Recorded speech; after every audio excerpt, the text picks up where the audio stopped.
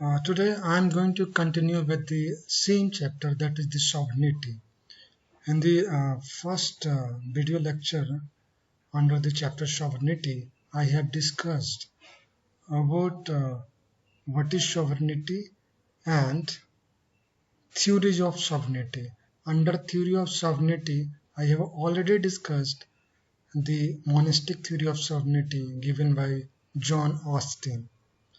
जैसा कि previous video lecture में संप्रभुता अध्याय के अंतर्गत मैंने संप्रभुता के बारे में बताया, संप्रभुता का मतलब बताया, संप्रभुता क्या है और संप्रभुता के सिद्धांतों के बारे में बताया। और संप्रभुता के सिद्धांतों के अंतर्गत मैंने आपको मोनेस्टिक थ्योरी ऑफ सॉवरेनिटी के बारे में आपको बताया था, जिसमें जॉन ऑस्टिन ने मोनेस्टिक थ्योरी के बारे में उसको एक्सप्लेन किया था।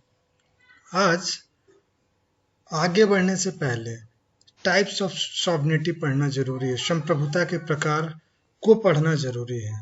तो अगर टाइप्स ऑफ सॉवरेनिटी की बात की जाए तो there are number of types of sovereignty like de jure sovereignty, de facto sovereignty, titular sovereignty, legal sovereignty, political sovereignty, national sovereignty. I'm going to discuss all this sovereignty one by one. So the first one in the series is the de jure sovereignty, जिसको हिंदी में विधित संप्रभुता भी कहा जा सकता है।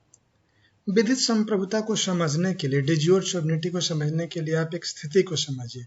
ऐसी स्थिति जहां जो एक पॉलिटिकल यूनिट, एक जो राजनीतिक क्षेत्र में वास्तविक संप्रभु कोई और होता है, मतलब जो विधित कानूनी तरीके से, कानूनी आधार पे, लीगल सेंस में सोवरेन कोई और होगा, लेकिन उस वास्तविक क्षेत्र पे, उस क्षेत्र पे जो शासन करने वाला कोई और होगा, मतलब कोई एक और डिफैक्टो रूलर होगा जो उस क्षेत्र पे शासन करेगा, जिसका विधि के हिसाब से, कानून के हिसाब से उस पे शासन करने का अधिकार नहीं होता है। In case of de jure sovereignty, a legal sovereign may not exercise actual control over a territory occupied by the de facto or actual sovereign. I can give an example of de jure sovereignty. During the World War II, several European states were overrun by the Axis power. अगर द्वितीय विश्व युद्ध की स्थिति को देखा जाए तो उस समय जो एक्सिस पावर था, बहुत सारे यूरोपियन राज्यों पे अपने शक्ति के द्वारा शासन किया, जबकि एक्सिस पावर कानूनी तरीके से उन यूरोपियन राज्यों पे कानूनी अधिकार नहीं रखता था। De facto sovereignty is very much connected with the de jure sovereignty. Why? Because there is a interconnectedness of de facto sovereignty in meaning with the de jure. Why I am saying so? As in de jure sovereignty, I have discussed that there is a legal authority. Though there is a legal authority, but the real power who is exercising on that legal authority or in the name of legal authority is somebody else. कहने का तात्पर्य है कि de facto sovereignty का संबंध de jure sovereignty से के साथ जुड़ा हुआ है। कैसे? जैसे कि प्रीवियस de jure sovereignty में, विधित संप्रभुता में मैंने बताया कि एक कानूनी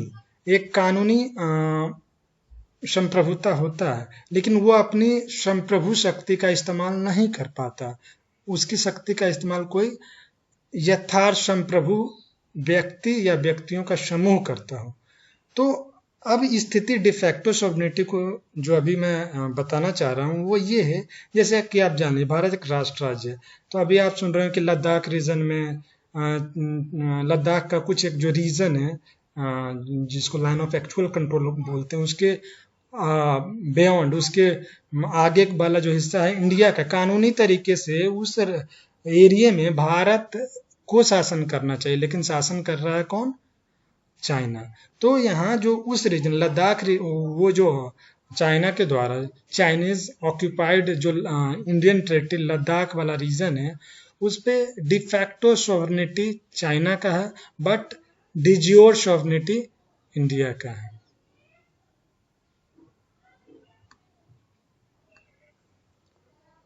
औपचारिक संप्रभुता या नाम मात्र की संप्रभुता means titular sovereignty. When I say titular sovereignty, in this condition or under the titular sovereignty, there is somebody like king or queen who has been a symbolic head of the nation state, means symbolizing only the sovereignty of nation state.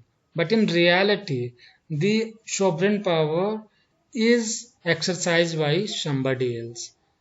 अगर औपचारिक संप्रभुता की बात की जाए तो आपको England में, जैसा कि जानते हैं कि वहां का राजा और रानी को निरूपित किया जा सकता है, जो राजा और रानी में देखा जा सकता है कि वहां के राजा और रानी नाम मात्र के औपचारिक रूप से सिर्फ एक संप्रभु है, लेकिन वास्तविकता में उनकी शक्तियों का इस्तेमाल कोई और करता है।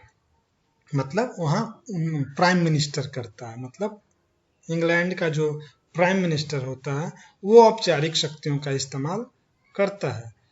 तो औपचारिक संप्रभुता में ध्यान सिर्फ ये रखना है कि औपचारिक मीन्स नाम औपचारिकता के लिए, वास्तविकता में कोई और है संप्रभु के को इस्तेमाल करने वाला, एक्सरसाइज करने वाला। जैसा कि इंग्लैंड की स्थिति में, मतलब ब्रिटेन, जहां आप देख सकते हैं कि जो टाइटलर सॉवरेनिटी है, जो औपचारिक संप्रभुता वहां के राजा और रानी में है, लेकिन असली संप्रभुता का जो शक्ति है उसको इस्तेमाल प्रधानमंत्री करता है। When I say legal sovereignty, it means that some person or body of person in whom resides the ultimate power of laying down the general principles. It means what? There will be some person, it may be prime minister, it may be president, or it may be group of person who is ultimately using the legal sovereignty to make general principle or laws. Legal sovereignty में अगर देखा जाए तो व्यक्ति या व्यक्तियों के समूह जो सामान्य नियमों को बनाने का अंतिम शक्ति इस्तेमाल करता है। जैसे कि इंग्लैंड में संसद कानूनी संप्रभु है, मतलब इंग्लैंड का जो पार्लियामेंट है वो लीगली सॉवरेन है। क्यों? क्योंकि वो जो भी कानून बनाता है वो सुप्रीम है, वो उसके द्वारा बनाया गया कानून सर्वोच्च है। लेकिन अगर दूसरे तरीके से देखा जाए कि अगर संसद कानून बना रहा तो संसद कानून बनाने के बाद उसको कोई चैलेंज कर पा रहा, चैलेंज किया जा सकता है कि नहीं? तो संसद, इंग्लैंड के संसद के द्वारा बनाया कानून अनचैलेंजेबल है, मीन्स सुप्रीम है, और वहाँ की उच्चतम कानून बनाने वाली संस्था वहाँ का पार्लियामेंट है। तो इंग्लैंड का जो केस है, इंग्लैंड का जो पार्लियामेंट है वो लीगल सॉवरेन है। अभी जो लीगल सॉवरेनिटी पढ़े, अभी पॉलिटिकल सॉवरेनिटी। तो अगर पॉलिटिकल सॉवरेनिटी को समझा जाए तो पॉलिटिकल सॉवरेनिटी थोड़ा सा अलग है लीगल सॉवरेनिटी से। जैसा कि कोई इंग्लैंड का एग्जाम्पल लें, एग्जाम्पल में ये पता चलता है इंग्लैंड क्या करता है। इंग्लैंड में वहाँ की पार्लियामेंट वहाँ के लिए कानून बना सकता है, कानून बनाएगा और वो सुप्रीम है कानून बनाने के संदर्भ में। लेकिन कानून बनाने के लिए जो उसमें सदस्य मेंबर्स भेजे गए हैं वो उसको सपोर्ट कौन कर रहा है? वहाँ के मतदाता। मतलब मतदाता चुन के अपने प्रतिनिधि को, अपने रिप्रेजेंटेटिव को पार्लियामेंट में भेजा और पार्लियामेंट फाइनली कानून को बनाता है। और वो कानून सुप्रीम होता है। तो यहाँ पॉलिटिकल सॉवरेनिटी किसके पास है?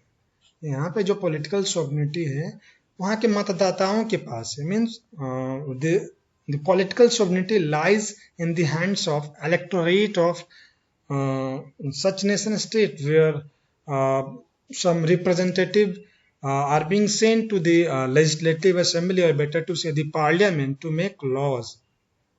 और इस संदर्भ में अगर उदाहरण दिया जाए तो ब्रिटिश पार्लियामेंट को दिया जा सकता है, जहां लीगल मतलब जो लीगल सॉवरेनिटी जरूर वहां के पार्लियामेंट में है, लेकिन उसको सपोर्ट करता है पीछे से वो है मतदाता। अब जो अंतिम सॉवरेनिटी है that is national sovereignty.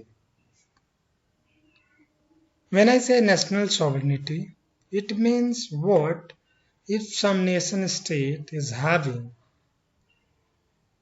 200 crores of population, or say 100 crores of population, then sovereignty is not going to be in the hands of every citizens or every person. Instead, it is considered to be as a whole, means it is considered to be the complete population residing inside the entire political area of that nation state.